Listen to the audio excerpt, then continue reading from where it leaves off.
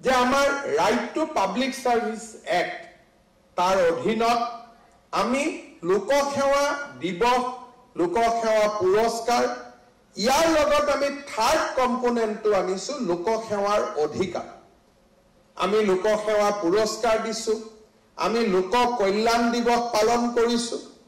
কিন্তু লোকসেৱাৰ অধিকাৰ is very important component of entire concept of public welfare. অহা 2 অক্টোবৰ তাৰিখে আমি অসমৰ লোক কল্যাণ আয়োগক ইতিমধ্যে লোক কল্যাণ আমাৰ কমিশনাৰ চিফ কমিশনাৰ আমি নিযুক্তি কৰিছো 2 অক্টোবৰৰ পৰা আমি লোক কল্যাণ অধিকাৰক আমি ৰাইজৰ বাবে মুকলি কৰি দিম ৰাইজে নিজৰ কাৰ্যালয়ত কাম কাজ নহলে ৰাইজে আয়োগৰ ওচৰত অভিযোগ দিব পাৰিব আৰু আয়োগে সেই অভিযোগসমূহ নিষ্পত্তি কৰি য'ত